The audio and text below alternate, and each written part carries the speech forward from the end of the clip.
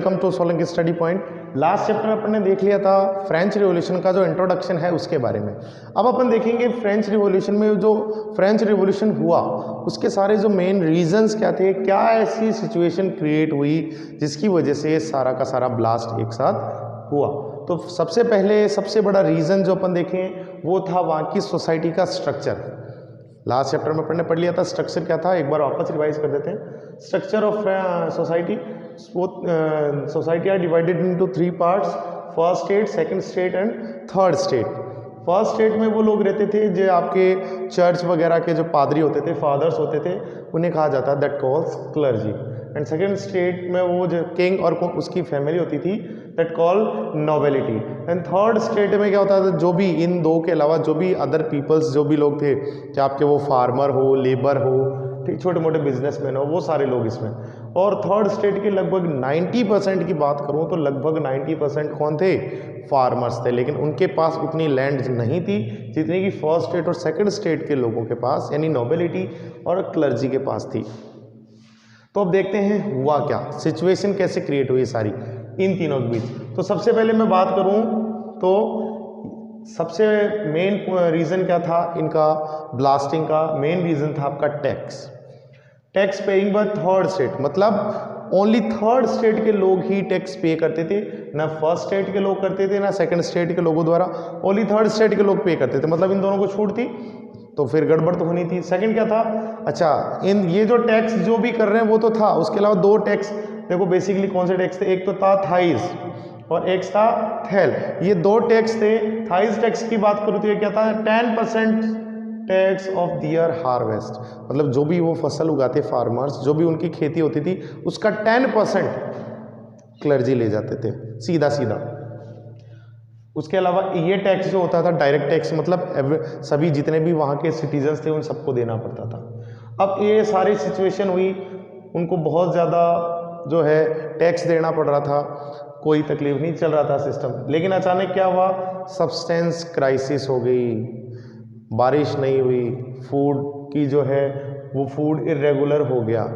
अब इसकी वजह से क्या हुआ, ये सिचुएशन इधर क्रिएट है। उसी टाइम पीरियड में कुछ फिलोसफर्स आए जिन्होंने रिवॉल्यूशन में अपने बहुत मेन रोल प्ले किया, जिसमें कुछ 2-3 फिलोसफर है, मैं बताऊं आपको। सबसे पहला है जॉन लॉकी। जॉन लॉकी ने मोनार्की सिस्टम की मैं बात कहूँ तो टोटली बैंड बजा दी। किस तरीके से बजाई, उसकी बुक थी 2 ट्रीटीज ऑफ गवर्नमेंट। इसमें उसने गवर्नमेंट जो उस समय कौन सा था, मोनार्की सिस्टम था, यहाँ पे लुईस 16 था। तो लुईस 16 की जो टोटल ट्रीटीज थी उनकी जो है फुल मतलब उसकी बैंड बजाई मोनार्की सिस्टम की। तो इस तरीके से पब्लिक को उसके बारे में नॉलेज हुआ। सेकंड था जैक्यूज रोशो। इसने सोशल कॉन्ट्रैक्ट नाम से एक बुक लिखी जिससे लोगों को काफ़ी इफेक्ट पड़ा। लास्ट है आपका इन सब में से फाइनल, इसने कोई बुक नहीं लिखी, केवल एक फिलोसफर था, ठीक है, और कह सकते हैं रिलीज वगैरह में या पोइम्स वगैरह के माध्यम से ये लोगों को मोटिवेट करता रहता था। तो इसने एक रूल दिया कि पावर मस्ट बी डिवाइडेड।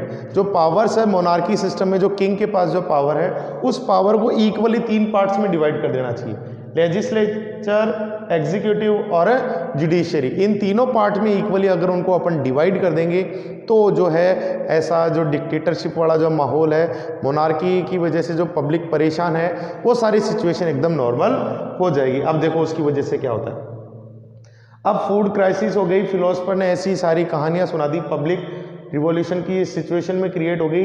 तो अब रिवॉल्यूशन की नींव रखी जाएगी। क्या होगा देखो, अब जो है लुईस 16 अपना जो किंग है, लुईस 16, अब वो क्या करेगा, वो 5 मई 1789 को जनरल स्टेट की मीटिंग बुलाता है। एमसीक्यूज आते हैं जनरल स्टेट की। लुईस 16 ने जनरल स्टेट की मीटिंग कब ऑर्गेनाइज की, when was the organising the general state meeting by Louis 16। तो आपको आंसर में लिखना है 5 मई 1789 में। ऐसा भी क्वेश्चन आता है कभी कभी कि इससे जस्ट पहले जो मीटिंग है वो कब ऑर्गेनाइज की गई थी, तो बात कर लेते हैं वापस, ठीक है। तो मीटिंग ऑर्गेनाइज की गई, मीटिंग्स के अंदर क्या हुआ, फर्स्ट स्टेट से 300 पीपल्स गैदर्ड हुए, सेकंड स्टेट से भी एज इट इज 300 और थर्ड स्टेट से लगभग 600 जो है रिप्रेजेंटेटिव वहां पे इकट्ठे हुए। लेकिन बट सीट्स आर 600 ओनली, लेकिन वहाँ पे सीट्स कितनी थी? ओनली 600 सीट्स थी, मतलब केवल 600 लोग ही वहाँ पर बैठ सकते थे। फाइनली उन्होंने उसको बायकाट कर दिया। बायकाट करने के बाद क्या है, 20 जून 1789 को थर्ड स्टेट के लोगों ने एक मीटिंग ऑर्गेनाइज करी। मीटिंग कहाँ हुई? वर्सेल्स इंडोर स्टेडियम में।